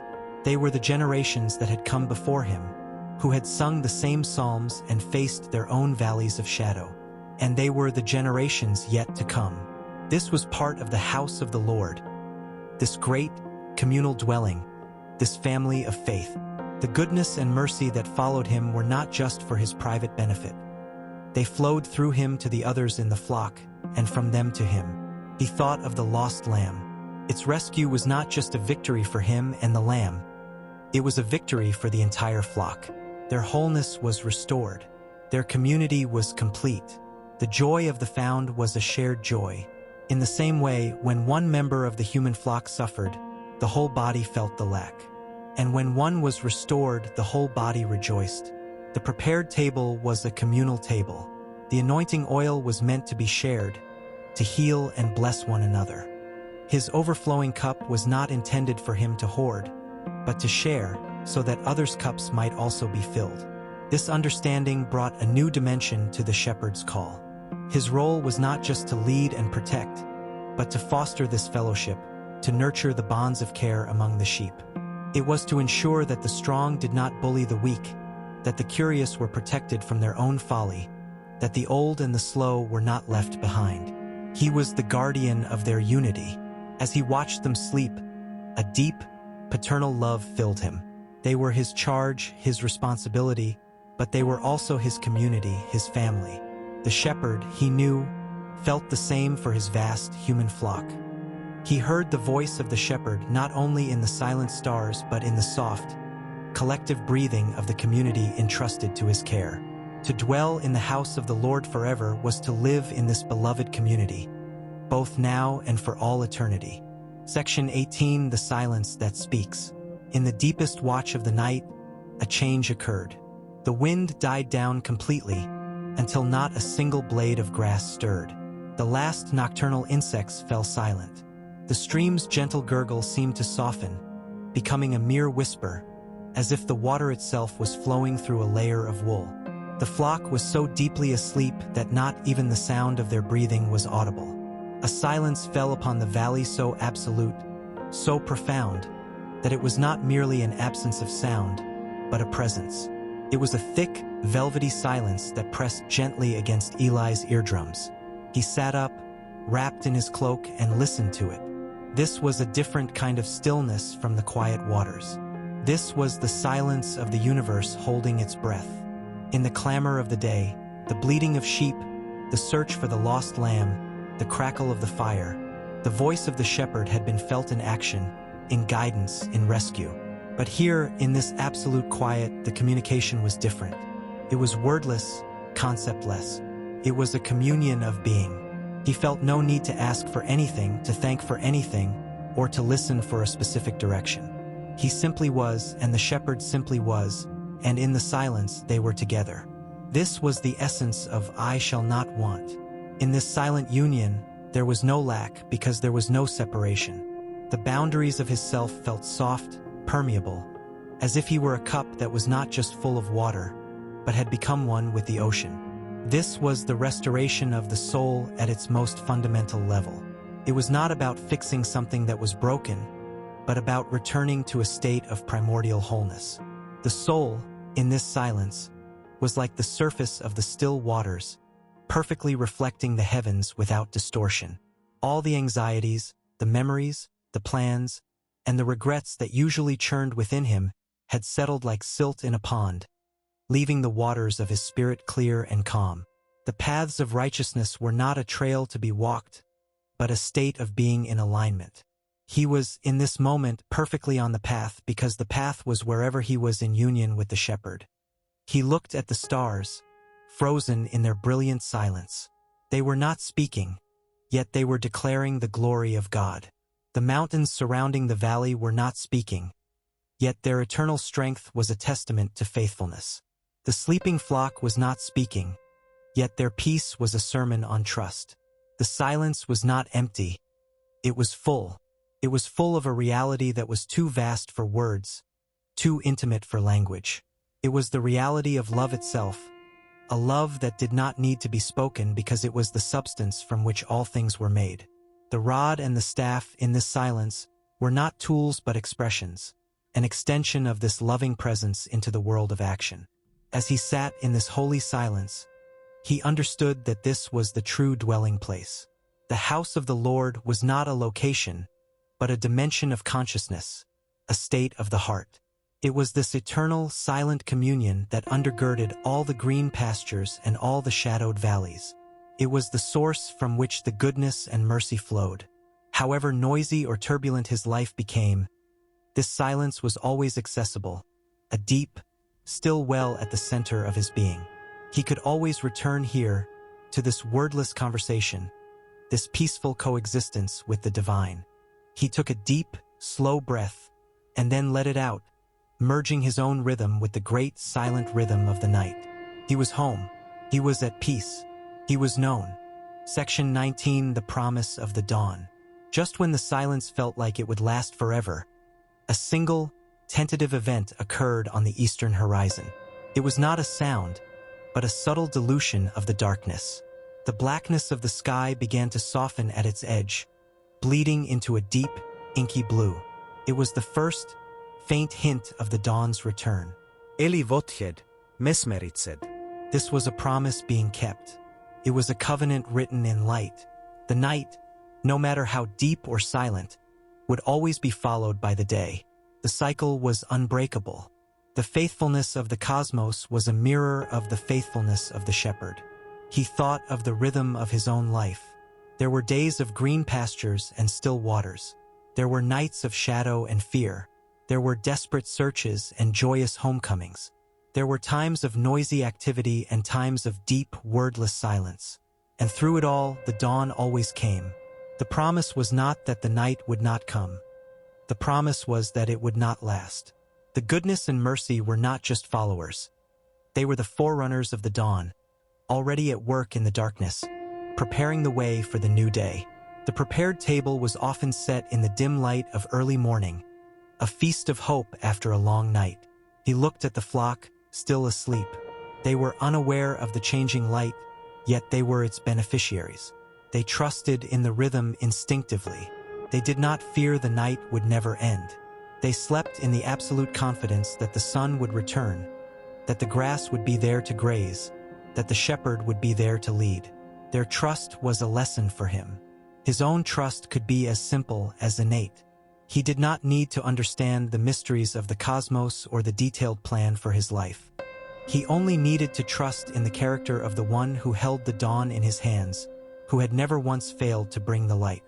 As the blue in the east lightened to a soft gray, then to a pale, luminous gold, Eli felt a quiet excitement growing within him. The new day was a blank page, an unwritten journey. Where would the paths of righteousness lead today? To another lush valley? To a difficult mountain pass? It didn't matter. The same shepherd who had led him through the drought and the search, who had communed with him in the profound silence, would be with him. The same rod and staff would comfort him. The same goodness and mercy would follow him. The dwelling would continue. The first ray of sun, a sliver of brilliant, impossible gold, sliced across the hilltops. It touched the highest leaves of the olive tree, setting them on fire. It was a daily miracle, but it felt brand new. The light spilled down the hillsides, and as it touched the flock, the first sheep began to stir. They rose, shook the dew from their coats, and looked towards him with expectant, peaceful eyes. They were ready. He stood up, feeling the stiffness in his limbs, feeling the cool morning air on his face. He took his staff in his hand. The night was over. The promise had been kept once again. "The Lord is my shepherd," he said aloud, his voice clear and strong in the fresh morning air. And with that, he took the first step into the new day, dwelling in the house of the Lord forever. Section 20. The Weathered Staff. With the full light of the new day upon them, Eli led the flock from their night's resting place towards a fresh patch of grass further along the valley. As he walked, his hand wrapped around the wood of his staff, his fingers tracing the familiar grooves and contours. He had carried this staff since his father had placed it in his hands as a boy, declaring him a shepherd. It was more than a tool. It was an extension of his own arm, a part of his story. The wood was smooth and dark with years of oil from his hands and the elements. There were nicks and scratches along its length, a record of every rock it had been tested against, every thicket it had pushed through, every snake it had dispatched. He remembered the time he had used it to pull a ewe from a muddy bog, the suction fighting him until, with a great, wet gasp, she was free. He remembered leaning on it, weary to the bone, watching a sunset after a long, hard journey. He remembered the feel of it in his hand as he stood between his flock and a wild dog, his stance wide, the staff a declaration of his unyielding protection. This piece of weathered wood was a tangible history of guidance, rescue, and defense. It was the physical proof of the promise. "Your rod and your staff, they comfort me." He thought of the great shepherd's staff. It, too, must be weathered, etched with the countless stories of rescue and guidance throughout history. It was the staff that had parted seas for a nation, that had drawn water from rocks in the desert, that had guided prophets and kings. And it was the same staff that had gently hooked him, Eli, time and again, drawing him back from the precipice of his own poor choices, his own fears, his own stubbornness. The comfort was in its reliability, its proven strength. It was not a new, untested tool, but one that had been perfected through ages of faithful use. He stopped and held the staff upright, looking at its length against the morning sky. It was straight and true, despite its scars. It was a symbol of righteousness, not a cold, moral righteousness, but the rightness, the reliability, the unwavering truth of the shepherd's ways. The paths of righteousness were straight and true like this staff, leading unfailingly towards life. Even when the path felt crooked and difficult, the guidance itself was straight. The staff was the assurance that he was not wandering aimlessly, but was being directed by a wisdom that was older and truer than his own understanding. A lamb scampered too close to a patch of thorns, and almost without thinking, Eli extended the staff, the curved crook gently barring the lamb's way. The lamb stopped, looked at the thorns, then back at him and trotted away to safety. It was a small, instinctive action, but it held the entire meaning of his life. The staff was for correction, for protection, for gentle, firm guidance. It was an instrument of love. The shepherd's guidance was not always permissive. Sometimes it was a firm no that kept him from harm, a boundary that felt restrictive but was, in reality, the very shape of his freedom. He leaned on the staff now, feeling its solidness take his weight. It was a comfort. It was a promise. As long as the staff was in his hand, he had the means to guide, to rescue, and to defend. And as long as the great shepherd's staff was over him, he was being guided, rescued, and defended. The weathered wood was a bridge between his own finite care for the flock and the infinite care of the one who cared for him. He would carry it today and tomorrow, and for all the days of his life, a constant, comforting reminder that he was never, ever alone on the path. Section 21. The Language of the Land. The morning unfolded, not as a sudden burst, but as a gradual, gentle awakening that seeped into the very soil of the valley. Eli walked slowly with his flock, not driving them, but moving with them, a part of their grazing, wandering rhythm. His eyes, sharpened by years of watching, were not just looking for danger, but reading the landscape itself. He saw the faint, almost imperceptible path worn by generations of deer leading to a hidden spring. He noticed the way a particular type of tough, scrubby grass gave way to a softer, more nutritious variety near a certain outcropping of rock, indicating a different mineral content in the soil. He saw the flight patterns of the birds, how a sudden, unified scattering from a bush could mean a fox was on the move, while a lazy, circling hawk was merely riding a thermal, posing no immediate threat. This was a language older than words, a silent conversation between the shepherd and the land. The shepherd who had created this land had written his wisdom into its very fabric. The paths of righteousness were not arbitrary lines on a map. They were woven into the natural logic of the world. To be led in these paths was to learn to read this language, to understand the subtle signs of provision and peril. The green pastures did not announce themselves with a shout, but with the specific hue and texture of the grass. The still waters spoke not in a roar, but in the quiet congregation of willow trees and the damp, cool feeling in the air even before the stream came into view. Eli paused, kneeling down. He ran his fingers through the soil. It was dark, rich, and crumbly, teeming with invisible life. This was the foundation of everything. The grass grew from it, the trees were anchored in it, the stream carved its path through it. "He makes me lie down in green pastures," he whispered, and the truth was not just in the grass, but in the soil that sustained it. The shepherd's care was this fundamental. It was the ground of his being, the rich, nourishing foundation upon which every other blessing grew. His trust was not floating in the air.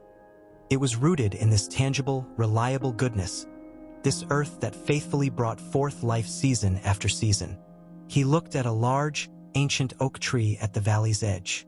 Its trunk was gnarled and thick, its branches widespread, offering a deep pool of shade. It had withstood countless droughts, storms, and winters. Its roots, unseen, would be delving deep into that same rich soil, drawing up water and stability. The tree was a silent testament to resilience, to the ability to thrive when deeply connected to the source of life. Eli felt a kinship with that tree. His own life, with its seasons of joy and hardship, was rooted in the soil of the shepherd's faithfulness. However fierce the storm, his roots were held fast. He could lie down in green pastures because the ground beneath him was sure. This understanding brought a new kind of stillness to his soul. The anxieties that sometimes buzzed in his mind like gnats were quieted. The land itself was preaching a sermon of provision. The stream promised constant renewal. The soil promised sustained life. The ancient paths promised reliable guidance. He was not navigating a chaotic wilderness, but a carefully crafted home, filled with signs of a benevolent, creative intelligence. His job was not to control it, but to listen to it, to learn its language, and to follow the one who had written it. He stood up, brushing the rich soil from his hands, and took a deep breath of the clean, morning air. He was not a stranger in a strange land. He was a child in his father's world, learning to read the love letters written in every leaf, every stone, and every blade of grass. Section 22, The Unseen Thread. As the flock grazed their way across the sun-dappled valley, Eli's mind, lulled by the peaceful rhythm, began to contemplate the nature of the guidance he received. It was not always a voice, not always a sign in the landscape. Often, it was something even more subtle, a gentle inclination of the heart, a quiet knowing that one direction felt right and another felt off.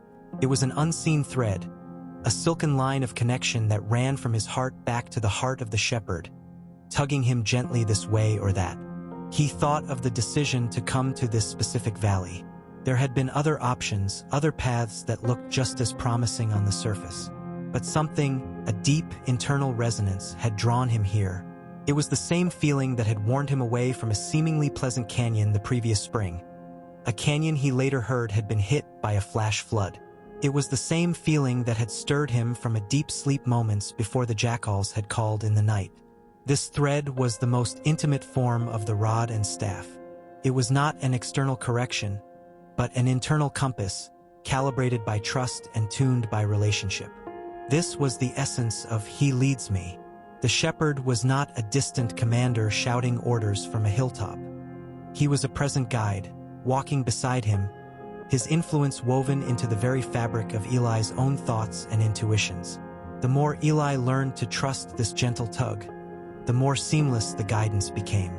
It was the difference between a slave obeying a command and a friend anticipating the desire of another. He was learning the mind of the shepherd. He was beginning to want what the shepherd wanted for him: the green pastures, the still waters, the paths of righteousness. He looked at the sheep. They did not understand the grand plan. They did not know why they were being led away from a patch of perfectly good grass to traverse a rocky section of the valley. They simply followed because they trusted the shepherd. Their trust was in his character, not in their comprehension. Eli saw that his own journey was the same. He did not need to see the whole map. He did not need to understand why the path sometimes led through difficulty. He only needed to keep his hand on the unseen thread, to trust the character of the one who held the other end.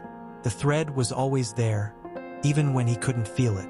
Its strength was not dependent on his sensitivity, but on the faithfulness of the one who had tied it to his heart. A wave of gratitude washed over him. This guidance was a profound act of respect. The shepherd was not breaking his will, but wooing it. He was not forcing him down the path, but inviting him. The unseen thread was an invitation into a collaborative journey, a dance where Eli learned the steps not by rote, but by feeling the lead of his partner. To follow was not to surrender his personhood, but to fulfill it.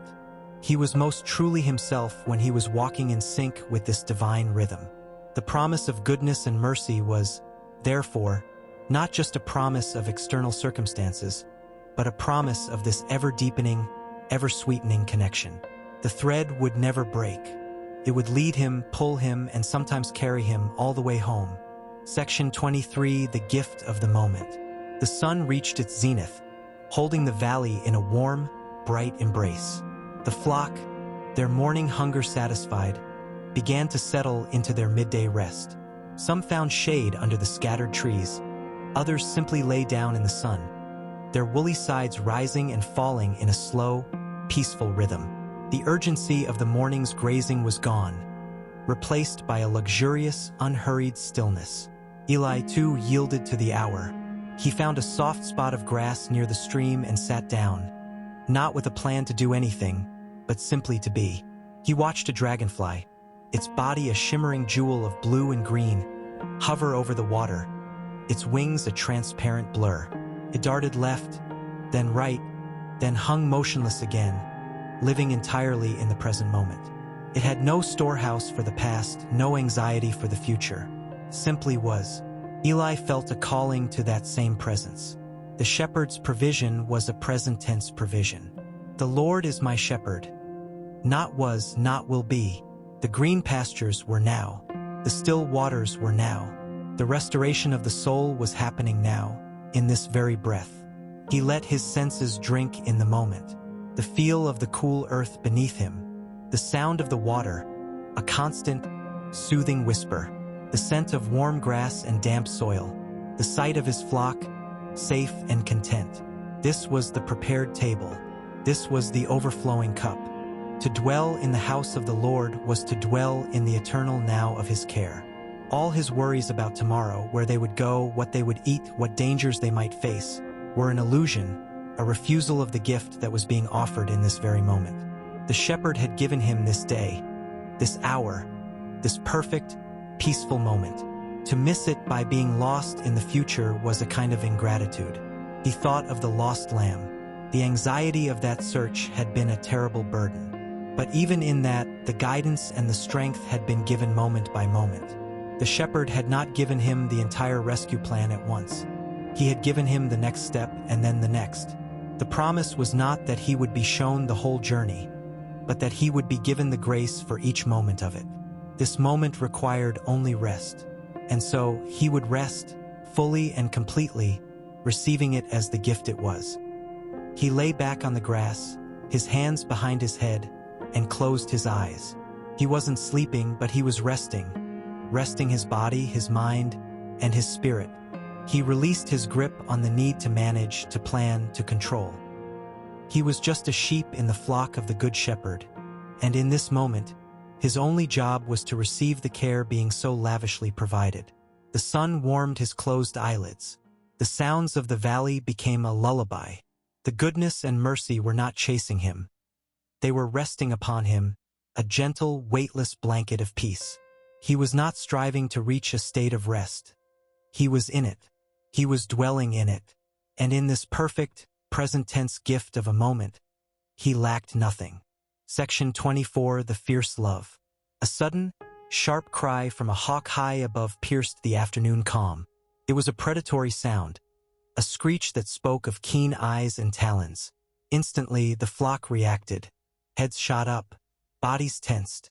The lambs instinctively pressed themselves against their mother's sides. It was a moment of pure animal fear. Eli looked up, shading his eyes, and located the bird. A dark speck circling high on a thermal, far too distant to be an immediate threat. But the fear it had triggered was real. He moved calmly among the sheep, his voice a low, steady murmur. "It's all right. He's too high. You're safe." He placed a reassuring hand on the back of a trembling ewe. As he did, he contemplated the nature of the shepherd's protection. It was not a soft, sentimental thing. It was a fierce, powerful love. The rod was not for show. It was a weapon, and the shepherd was a warrior on behalf of his flock. The comfort of the rod was the comfort of knowing that the one who loved you was also strong enough to defend you. The hawk's cry was a reminder that the enemies were real. The wilderness was not a sanitized park.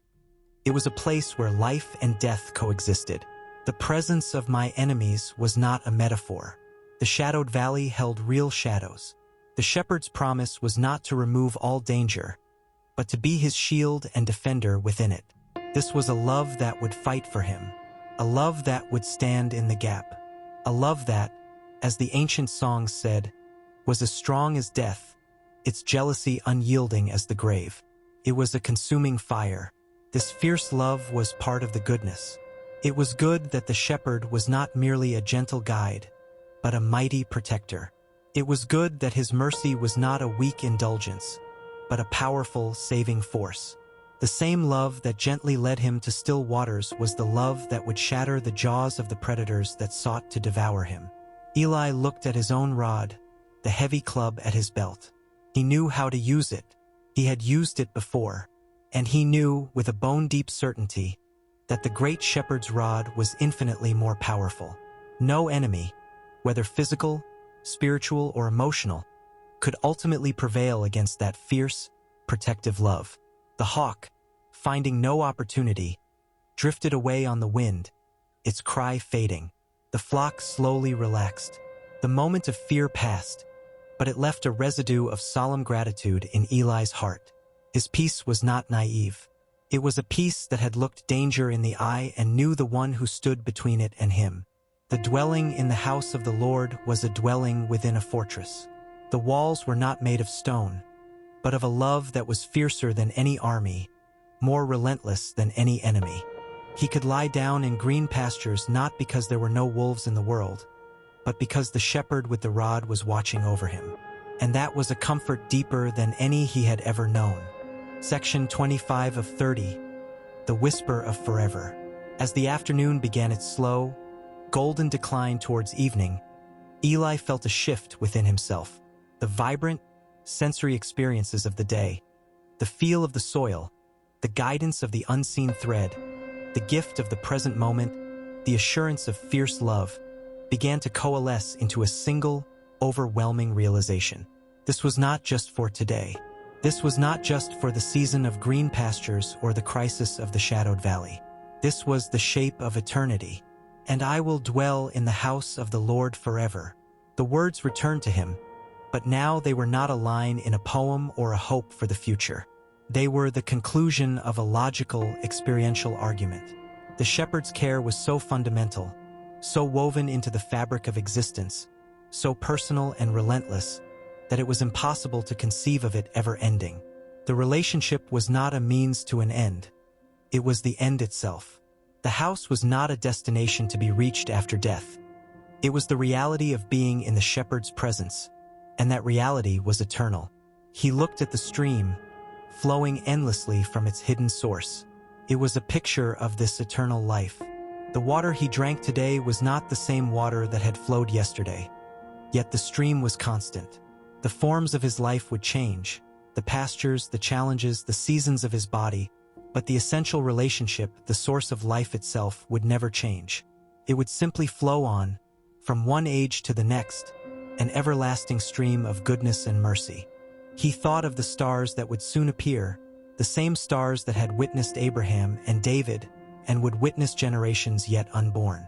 They were silent witnesses to the everlasting covenant, the promise that the shepherd's love was older than time and would outlast it.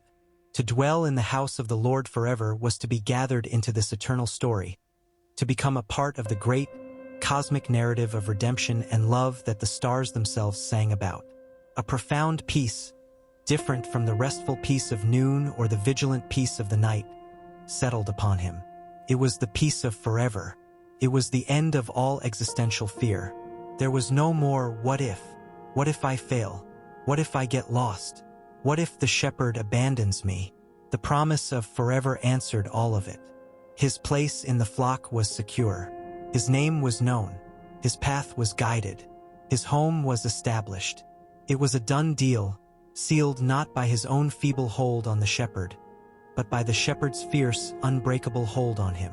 As the first star pricked the pale lavender sky, he smiled. The journey would continue. There would be more days and more nights, but the outcome was no longer in question. He was already home, and he would be home for all the days of his life and all the days of forever. The whisper of eternity was in the evening breeze, a gentle, final reassurance. All was well. All would always be well. He gathered the flock for the night with a light heart, ready to rest in the everlasting arms. Section 26, The Symphony of Surrender. The transition from day to night in the valley was a slow, seamless blending of hues and sounds, a symphony in a minor key. The brilliant gold of the sunset softened into rose, then lavender, and finally into a deep velvety blue. The sounds of the day, the dominant melodies of birdsong and buzzing insects, faded away, giving space to the more subtle instruments of the night. The soft rustle of a nocturnal creature in the grass, the low hoot of an owl from the woods, the endless, whispering bassline of the stream. Eli sat by his newly built fire, its flames a humble, dancing counterpoint to the vast, still brilliance of the emerging stars. He felt himself becoming a part of this symphony, not as a conductor, but as a single, harmonious note. This was the essence of surrender. It was not a giving up, but a giving into. It was the release of the need to direct the music, to control the rhythm of his life. The Lord is my shepherd. That simple statement was the ultimate surrender. It was the acknowledgement that he was not the owner of the flock, nor the master of the path, but a cared-for member of the flock himself, under a guidance far wiser than his own. In this surrender, he found not weakness, but a profound strength. The weight of ultimate responsibility was not his to carry. The shepherd bore that weight. He watched the fire consume the wood, transforming its solid form into light and heat. The wood did not resist. It yielded itself to the flame, and in doing so, became something more than itself. It became warmth, it became light, it became comfort. This was his own calling. To yield himself to the care of the shepherd was to be transformed from a solitary individual striving for survival into a source of warmth and light for the flock entrusted to him. His own fears and anxieties were the fuel, and surrender was the spark that allowed them to be transformed into trust and peace. The paths of righteousness, the still waters, the green pastures, they were all part of this symphony. He didn't need to compose the music. He only needed to follow the score as it was revealed, note by note, step by step. Even the dissonant chords, the shadowed valleys, the times of searching, were necessary for the richness of the overall composition. They provided depth and contrast, making the resolutions into the peaceful melodies all the sweeter. His own will, his own stubborn desire to march to his own rhythm, was the only thing that created cacophony. When he surrendered and fell into the divine tempo, everything flowed with a grace that felt both natural and miraculous. He lay back, looking up at the stars, and let out a long, slow breath. It was a breath of release.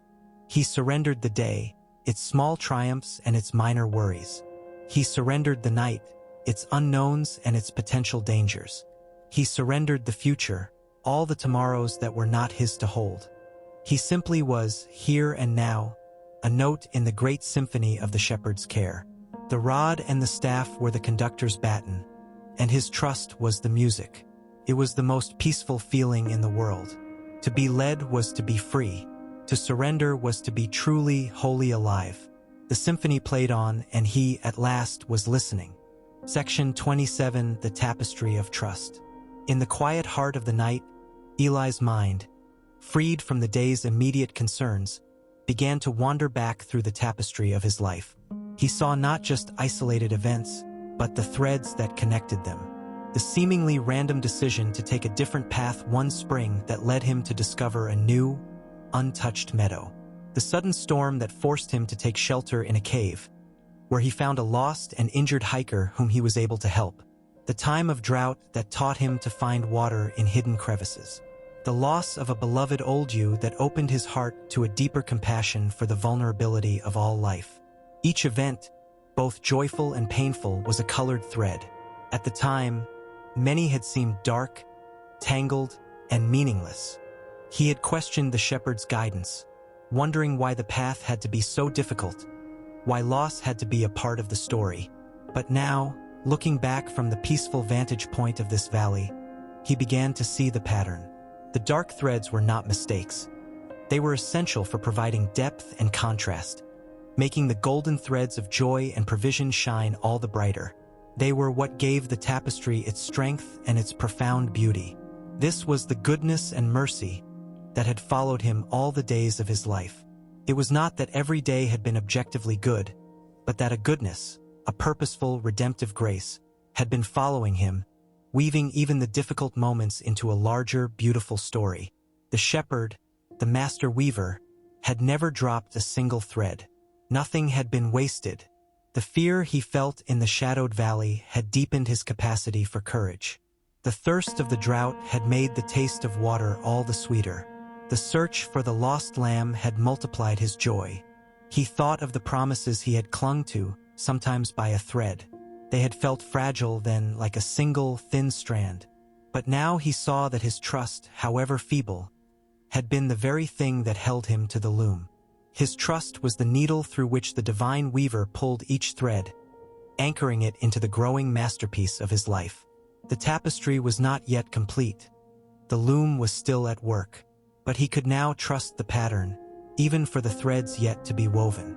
The future, with all its unknowns, was not a threat, but the continuation of a beautiful, coherent design. A deep, settled confidence filled him. The same hands that had woven the stars into the sky and the veins into a leaf were weaving his story. The same love that had guided him through every past valley would guide him through all the ones to come. He was a part of a magnificent, cosmic tapestry that included every soul that had ever trusted the shepherd. Their threads intertwined with his, creating a picture too vast and glorious for any one person to see in its entirety. But the weaver saw it, and it was good. With this thought, Eli surrendered not just his present, but his past and his future into the hands of the loving craftsman. The tapestry of his life was safe. It was a masterpiece in the making. Section 28, The Anchor of the Ordinary. The new day dawned, not with dramatic fanfare, but with the quiet, reliable consistency of the ordinary. The sun rose, the birds sang, the sheep stirred and began to graze. Eli performed his morning rituals, drinking from the stream, checking the flock for any signs of ailment, breaking his fast with bread and cheese. There were no great crises, no desperate searches, no thunderous revelations. It was simply a day. A good day, but an ordinary one. And in this ordinariness, Eli found a new kind of grace. The spectacular provisions, the dramatic rescue from drought, the joyful finding of the lost lamb were like mountain peaks, breathtaking but rare. Most of life was lived in the valleys, on the plains, in the steady, unremarkable rhythm of the everyday. And it was here that the promises of the psalm proved their deepest worth. The Lord was his shepherd on the ordinary days, too. The paths of righteousness were often just the simple, right choices of a Tuesday afternoon. The still waters were the moment of patience when a lamb was being stubborn. The green pastures were the daily, uncelebrated provision of enough. This was the anchor of the soul. A faith that only existed in the spectacular was a fragile thing, built on shifting sand. But a faith that could infuse the ordinary with sacredness, that could see the shepherd's hand in the breaking of bread and the tending of a scrape, was a faith built on rock. It was in these moments that the dwelling became most real. He wasn't just visiting the house of the Lord on holy days. He lived there. He dwelt there while doing the dishes of the soul, the mending of the spirit, the daily work of his hands. He watched a ewe gently nuzzle her growing lamb. It was not a dramatic act of salvation, but a small, constant, nurturing love. This, he realized, was the primary mode of the shepherd's care. It was the daily nudge, the constant, quiet presence, the provision that was so reliable it was easy to overlook. The goodness and mercy that followed him were in the air he breathed, the ground that supported him, the familiar weight of the staff in his hand. They were the anchor that held him fast through storms and sunshine alike, unseen but essential. A profound gratitude for the ordinary welled up within him. He was grateful for the lack of drama, grateful for the peace that allowed for boredom, grateful for the simple, repetitive tasks that wove the strong, sturdy fabric of a life. The overflowing cup was not always about ecstatic joy. Sometimes it was about a contented heart, a mind at peace, a spirit rested in the simple, undeniable truth of being cared for. He picked up his staff and began a slow walk around the perimeter of the flock. It was an ordinary action, but today he did it with a sense of reverence. He was dwelling in the house of the Lord, and this ordinary path was a hallway in that eternal home. And it was good. Section 29, The Breath of Prayer. As the ordinary day wore on, Eli found his inner dialogue shifting. It was no longer a monologue of planning and worrying, nor was it always a focused listening for guidance. It became something softer, more continuous, like a background melody to his thoughts. It was a breath of prayer, not prayer as a formal petition or a list of requests, but prayer as a state of being. It was a constant, gentle orientation of his heart towards the shepherd. Thank you for this grass. A simple thought as he watched the sheep graze. Help me to be patient with that one. A soft sigh as a lamb repeatedly strayed. Your light is beautiful on the hills. An observation offered up like a gift. This was the practice of dwelling. It was turning his daily experience into a conversation. The green pastures became a place of gratitude. The still waters became a moment of receiving peace. The paths of righteousness became a request for wisdom for the next step. The rod and the staff became a whispered acknowledgement of his need for protection. This breath of prayer was the practical outworking of, I shall not want. When his heart was constantly turned towards the source of all provision, the focus shifted from what he lacked to the abundance of what he was being given in the present moment. Wanting was a state of focusing on an absence. This prayerful state was a focus on a presence.